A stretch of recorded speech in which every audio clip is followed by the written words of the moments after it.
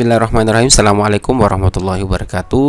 Halo teman-teman semua, kembali lagi dengan channel Usman Ogi. Baiklah, di kesempatan kali ini kami akan membahas terkait dengan P3K Guru. Namun di sini pembahasan kita kali ini yaitu terkait dengan mengenai reset pendaftaran beberapa waktu yang lalu.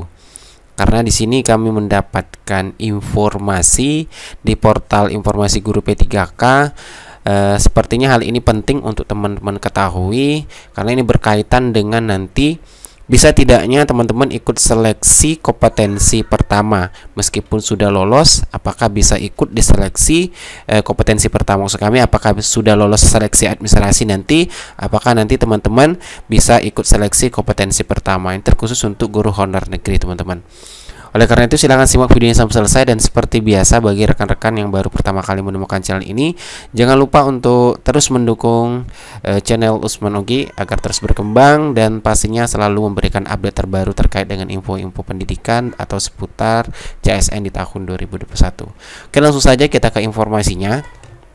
Di sini teman-teman, di portal informasi pendaftaran guru P3K, di sini ada pengumuman. Ini pengumuman ini terkait dengan penjelasan tentang pesan SMS Kemendikbud terkait reset yang beberapa waktu yang lalu ketika akan ditutup pendaftaran banyak muncul SMS untuk melakukan reset pendaftaran seperti itu. Nah, di sini ada 3 poin penting yang diinfokan di sini, teman-teman. Yang pertama itu, pelamar dari kategori honorer sekolah negeri dan THK 2 yang muncul tombol reset di aplikasinya dan mendapatkan formasi di ujian tahap pertama agar segera melakukan reset dan memilih formasi yang tersedia. Dikhawatirkan, nah di sini teman-teman, dikhawatirkan bila tidak reset, formasi yang dipilih saat ini sebenarnya merupakan formasi yang tidak dapat dilamar. Seperti itu poin yang pertama. Kemudian yang kedua, pelamar dari kategori guru honorer swasta dan PPG atau lulusan PPG itu dapat mengabaikan tombol reset. Kemudian yang ketiga, pastikan menyelesaikan pendaftaran hingga submit final resume. Sebenarnya ini pengumuman yang sudah beberapa waktu yang lalu diinfokan, namun di sini terkait dengan poin nomor 1. Karena di sini kami membaca juga di Instagram Ibu Nunuk Suryani ya. Di Instagram beliau itu ada pertanyaan dari salah seorang pelamar pastinya ya, yang bertanya terkait dengan reset pendaftaran ini. Ya, terkait dengan reset pendaftaran, di mana beberapa waktu yang lalu juga Ibu Nunuk menginfokan di akun resmi Instagramnya terkait dengan reset pendaftaran ini. Di sini pertanyaannya dijelaskan. Sebentar saya cari dulu pertanyaannya yang ini. Maaf Bu, mau bertanya, misalnya di sekolah tidak ada formasi, kemudian saya akhirnya memilih salah satu formasi di sekolah lain dari 11 sekolah yang muncul, yang apakah saya harus reset juga? Terima kasih, mohon pencerahannya. Nah, kemudian di sini dijawab langsung oleh Ibu Nunuk Suryani. Di sini teman-teman, kita scroll ke bawah. Nah, di sini beliau menjelaskan lebih aman reset daripada gugur di putaran pertama. Nah, di sini mengindikasikan kalau seandainya teman-teman kemarin yang mendapatkan SMS namun tidak reset, yang memiliki kasus seperti yang ditanyakan oleh pelamar, salah satu pelamar ini, nah itu kemungkinan mungkin saja lulus di administrasi nantinya namun gugur di putaran pertama. Artinya tidak bisa ikut di seleksi kompetensi pertama seperti itu. Kemudian beliau juga menjelaskan lagi, Bu Nunuk menjelaskan, tetap lakukan reset, setelah itu akan muncul kembali formasi-formasi lamaran yang boleh dilamar. Takutnya jika tidak reset, posisinya melamar di formasi yang sebenarnya tidak boleh dilamar. Nah, di sini jelas teman-teman. Jadi apabila guru honor negeri yang formasinya tidak tersedia di sekolah induk kemudian sudah melamar di formasi sekolah lain namun tidak melakukan reset, artinya sudah melakukan pendaftaran pertama tadi, sudah mendaftar di sekolah lain namun tombol reset itu muncul atau SMS itu muncul ketika teman-teman sudah melakukan pendaftaran pertama tadi namun tidak reset seperti itu.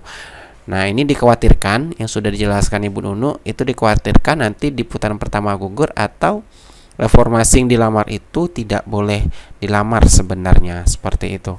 Kemudian di sini juga ada yang bertanya terkait reset pendaftaran ini. Saya cari terlebih dahulu pertanyaannya, teman-teman. Sebentar, saya cari ini karena ini infonya penting ya, teman-teman. Karena ini berkaitan dengan teman-teman apakah bisa nanti ikut seleksi di kompetensi pertama, seperti itu. Nah, ini pertanyaannya, bagaimana dengan yang tidak mereset dan tidak kembali ke sekolah induk? Apakah ada konsekuensinya? Mohon penjelasannya, Bu. Nah, ini kasusnya berbeda, di mana kasus ini guru honorer ini sudah menyelesaikan pendaftaran, namun ada tombol reset. Mungkin ini sudah memilih formasi di sekolah lain, karena di pendaftaran pertama mungkin pada saat memilih formasi sekolahnya itu tidak muncul, meskipun formasinya ada, namun sudah memilih sekolah lain namun tidak reset. Apakah ada konsekuensinya? Nah, Ibu Nunuk menjelaskan di sini, kalau di sekolah induk ada formasi yang linier, itu harus reset. Kalau tidak bisa ikut ujian tahap pertama. Nah, di sini dijelaskan ya, teman-teman, sudah jelas sekali pernyataan dari Ibu Nunuk Suryani terkait dengan penggunaan tombol reset pendaftaran kemarin.